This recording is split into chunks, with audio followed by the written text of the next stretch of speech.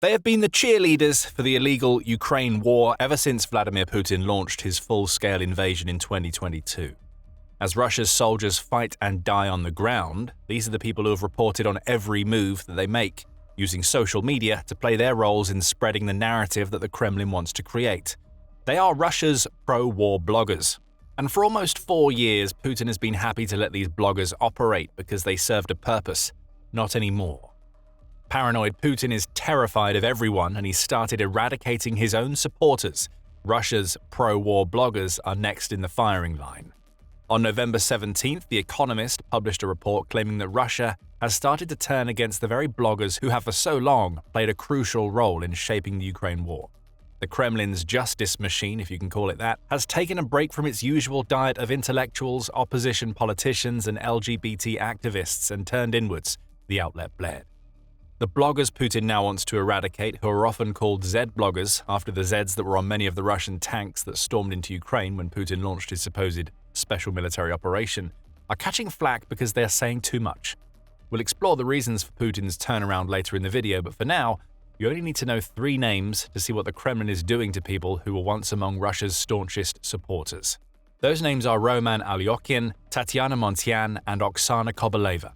All 3 have found themselves persecuted by the very government that they have helped prop up, albeit in different ways. Alyokhin, who has a following of 151,000 subscribers on the Russian social media platform Telegram, was labeled a foreign agent by the Kremlin in September, reportedly due to a post he made that criticized the Russian military.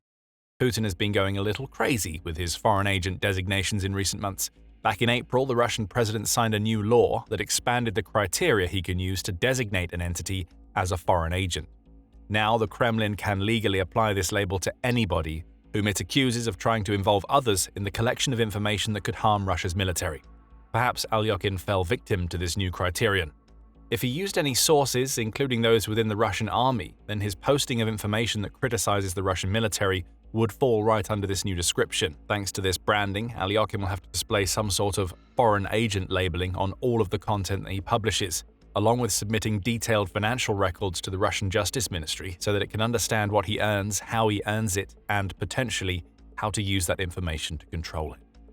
The foreign agent label may end up spelling the end for Alyokhin's blogging career. But compared to the other 2 names we mentioned earlier, Alyokhin may have gotten off lightly. His punishment is certainly lighter than the one doled out to Montian, who is an even bigger Z-blogger than Alyokhin, thanks to her following of 400,000. In October, Montian became the first war blogger to be labeled as a terrorist by Russia, suggesting that the Kremlin is going to try to hunt her down and imprison her for what she has posted about the Russian military. Putin may at least have a reason to go after Montian. The Guardian reveals that the commentator is Ukrainian-born, though she has expressed plenty of opinions that suggest that she supports Putin's war. It was Montian that Russia enabled to speak during the February 17, 2022 meeting of the United Nations Security Council, where she expressed the reasons why Putin would go on to launch his full-scale invasion of Ukraine. She declared that Ukraine is little more than a Western colony, and that it was Ukraine that was shelling the Donbass region rather than Russia just days before Putin launched his invasion. You would think that maintaining Montian would be a propaganda victory for the Kremlin. If nothing else, a prominent Ukrainian commentator and lawyer is a useful asset to have when trying to create a pro-Russian narrative. But apparently that usefulness has been outlived, and the woman who betrayed Ukraine to side with Putin has now been betrayed by the brutal leader for whom she has espoused. It's difficult to see Ukraine welcoming Montian back after what she has spent the last few years saying. That means she'll have to go into hiding inside Russia to avoid the Kremlin's wrath. Finally, there's Kobaleva. While the other 2 bloggers we've mentioned have had labels applied to them that make them undesirables within Russia, Kobaleva is already in Putin's clutches. According to BBC Monitoring, she was arrested on November 5th by a Russian anti-extremism police unit following an argument amongst Z-bloggers that saw her being accused of having once supported the now-dead protest leader Alexei Navalny. Kobaleva had a smaller following than the other bloggers we've discussed, with just 10,000 Telegram subscribers. But she had been staunchly pro-war, even in posts where she criticized senior officials in the Russian military and her fellow blog propagandists. These are 3 people who support Putin and have demonstrated that support time and time again. But Putin has turned on, and he is likely to turn on others. At least that's according to Apti Alaudinov, who is a senior Russian defense official who has been quick to tell everybody in Russia that what we're seeing is not a misunderstanding. This isn't a case of the Kremlin getting it wrong and accidentally going after the wrong people, The Economist reports Alaudinov as saying. Rather, the incidents involving these bloggers represent the starting point of what he claims will be a wider crackdown on people that he labels as Russia's internal enemies. And Alaudinov is taking his new job very seriously. He has warned Russia's Z bloggers that they need to find some sort of common ground with the Kremlin, else they will be destroyed legally. Alaudinov added, "The machine will ramp up to such an extent that they will all be stunned." These statements hint at one of the reasons why Russia has suddenly turned its back on its Z bloggers while simultaneously placing them in the firing. Before we get into why all of this is happening, it's important to understand the roles that these bloggers play, both within Russia and in the wider context of Putin's Ukraine invasion. The BBC provided most of the basics in an April 2023 profile, where it asked the questions of who these bloggers are and why they have become so popular inside Russia. It notes that Russia's war bloggers aren't part of any sort of mainstream news organization or a formalized network. Instead, they're a loose assortment of people, collectively known as voyenkori in Russia, who act a little like independent correspondents who disseminate news to the Russian people via social media platforms like Telegram. That news is rarely impartial, as Z bloggers often tinge everything they say with anti-Western and anti-Ukrainian perspectives. But if that's the case, why would the average Russian care about what these bloggers have to say? The propagandists' approach to delivering news to the Russian people is already being followed by Russia's state media, which would seemingly make Russia's pro-war bloggers pointless. Except this isn't the case. Due to operating outside of the state media confines, Russia's Z bloggers often provide more in-depth reporting on what is happening during the Ukraine war than Russia's state media newspapers and TV stations. Many of the bloggers are also not shy about criticizing what they see as Russian military incompetence, and there has been a lot of that. However, they almost always stop short of criticizing the special military operation, and they don't say a word against Putin himself. Whatever failings they see in the Russian military are always the fault of people other than Putin, and they often make that very clear in their posts. The BBC reports on the words of one of those bloggers named Yuri Kotyanok that gives you a sense of the flavor of a typical post. "Even cancer can be cured, but Ukrainianism, never," Kotyanok has posted to Telegram in the past. "It's a type of Satanism that can only be destroyed by one thing: fire. All-consuming fire that will cleanse this filth." With words like that, it's hard to believe that the Kremlin could ever label a Z blogger as a foreign agent or a terrorist. But it has, and it will continue to do so, and in doing so will limit the effectiveness of a group of people who have probably been more beneficial to the Ukraine war narrative that Putin wants to encourage the most. As the Moscow Times said in its own profile on these types of bloggers, they will often share in-depth maps and information tinged with the sort of pro-Kremlin propaganda that Putin would surely love. Extreme nationalist viewpoints are often shared, as are detailed examples of Ukraine's military failures. Many of these bloggers even try to help out with Russian military recruitment by detailing ways that their subscribers can help out the Russian soldiers fighting in Ukraine. Often with hundreds of thousands of followers, pro-war channels occupy a curious niche in the Russian media landscape, the Moscow Times reports. Following a crackdown that virtually wiped out independent war coverage, the pro-war channels are some of the only platforms in Russia to deliver relatively reliable information about the situation at the front. CNN adds to this, noting that Z bloggers often have sources that are deeply entrenched in the Russian military, which is why they're able to provide information that isn't shared by state media sources. Many also have links to pro-Russian separatists in Ukraine and the Wagner Group. It may have been this type of access that led to Putin allowing them to criticize the Russian military when they felt it was warranted. In this respect, a Z blogger's knowledge of what was happening on the front lines could have been used by the Kremlin to shape the Ukraine war by responding to reports of military failures with fixes. Whether that actually happened or not is up for debate. But these bloggers have been able to express opinions fairly freely for years without any real blowback until now. In August 2023, the United States Institute of Peace argued that Z bloggers and their soft immunity could even use their platforms to argue for an even harder stance on Ukraine than Putin has taken publicly. The same outlet says that these bloggers also often have elite backers operating behind the scenes, meaning many may serve as proxies for people both within the Kremlin and outside of it to express their viewpoints without revealing who they really are. The extremism of some of these bloggers could also make it more difficult for Putin to bring the Ukraine war to any sort of negotiated conclusion, the Institute adds, which brings us nicely back to something we touched on earlier in the video: Russia's reasons for going after so many of its Z bloggers. The Economist builds on the comments made by Alaudinov that we shared earlier by highlighting the words of an analyst named Ivan Filipov. He claims that Russia turning its back on its bloggers represents a struggle between species in the Russian pro-war blogosphere. On one side of this struggle, you have the bloggers themselves.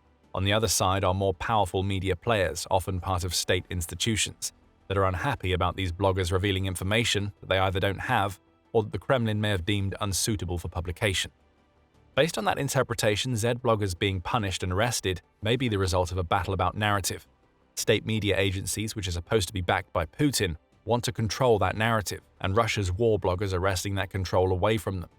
This might also play into the United States Institute of Peace's argument that Zed bloggers and their extreme views make it more difficult for Putin to negotiate a peace settlement.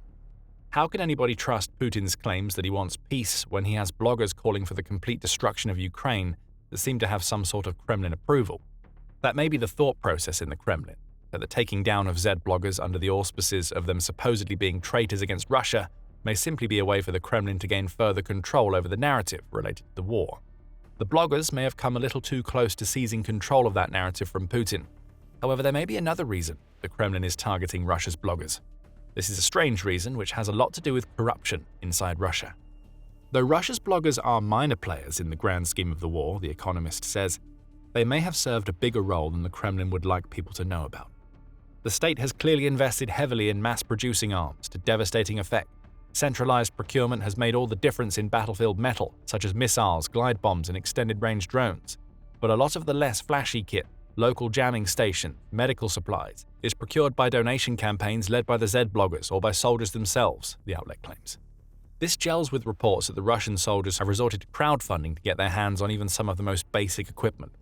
Rumors of crowdfunding have been circulating since June 2022, per a report by The Telegraph. In September 2025, the Kyiv Post practically confirmed those rumors, with the release of a brief transcript from an intercepted call that revealed how poor the average Russian soldier's equipment situation is on the front lines. Gas canisters are not issued.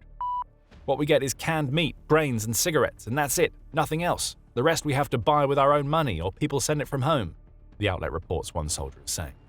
So there's another layer to the control aspect of why Putin wants Russia's war bloggers gone.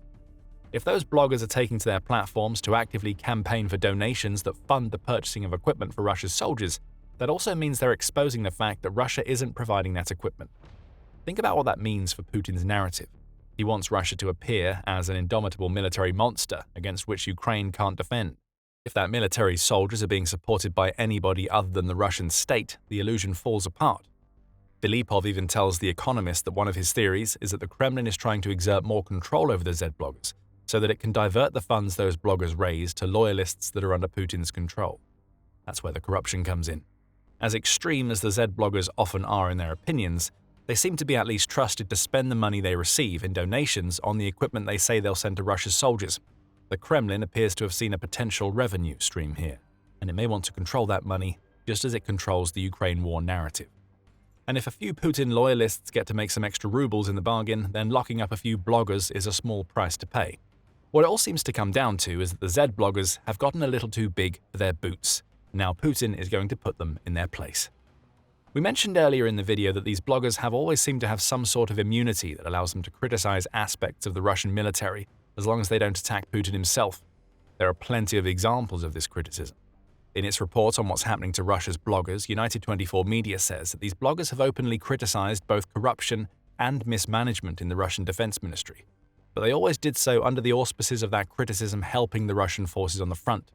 It may also be no coincidence that Putin has conducted military purges throughout the war, including the ousting of former Russian Defense Minister Sergei Shoigu in 2024. Arrests have become commonplace, and Putin may have been using the Zed bloggers to point him in the direction of those whom he should target, prior to Putin setting his sights on the bloggers themselves. There's an old poem named First They Came. All of this is starting to feel very reminiscent of the sentiments expressed in this poem. Russia's bloggers are starting to discover that they're not immune from Putin's wrath. Really, that shouldn't be a surprise. As far back as September 2022, The Guardian was reporting that some of these bloggers were claiming that Russia had lost the Ukraine war due to the special military operation turning into a brutal attritional contest. ABC adds that Russia's bloggers were angry about the supposed inactivity and lack of defenses that allowed Ukraine to pull off the spectacular Operation Spiderweb, in which Ukraine snuck drones into Russia to take out a large portion of Russia's strategic bomber fleet. For almost 4 years, it seems like Putin has tolerated these bloggers because they provide information and an outlet for public anger. It's better for the everyday Russian to fume in the comments section of a Telegram post than it is for them to take to the streets and protest Putin. However, the power was never meant to be with these bloggers, and once commentary on the Ukraine war was transformed into the active seeking of donations, Putin and his Kremlin cronies must have sensed that Russia's Zed bloggers were veering a little too close to gaining a level of power that might pose even the smallest of challenges to the official Russian narrative, so they had to be shut down. Or more accurately, some of the most prominent Z bloggers were targeted to send a message to the rest. Fall in line, or the Kremlin will come calling for you next. Russia's bloggers are confused about what's happening and who is to blame for the fate that has befallen some of their number. However, Alyokin seems to be pretty clear about what the Kremlin is doing via the legal mechanisms that it's created. Amidst criticism that the Kremlin machine itself has spun out of control, he claims that Putin's liberalization of the blogging space has allowed some people to seize control from the president. That control has to be taken back, and the arrests are part of the method that Putin is using to ensure that happens. What this means for the future of Ukraine war information inside Russia seems pretty clear. Though biased, Russia's Z bloggers could once be relied upon to serve as a source of information that was more accurate and based in reality than Russia's state media. Now, assuming that Putin has his way, those bloggers face two choices. Either continue doing what they're doing and face the same consequences as those that the Kremlin has already targeted, or become part of the Russian state media machine, meaning they lose their niche and are reduced to little more than complete puppets to the narrative that Putin wants to push. Either way, this could be the death of semi-independent journalism inside Russia. Putin has once again betrayed his people, as his paranoia leads him to exercise as much control as possible. It shouldn't come as a surprise that Putin is so intent on exerting more control. Russia's president is terrified of both internal and external threats. So terrified, in fact, that he's built a series of fake offices throughout Russia so that nobody knows where he is at any given time.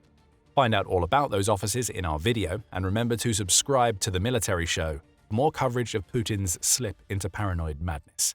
And thank you as always for watching.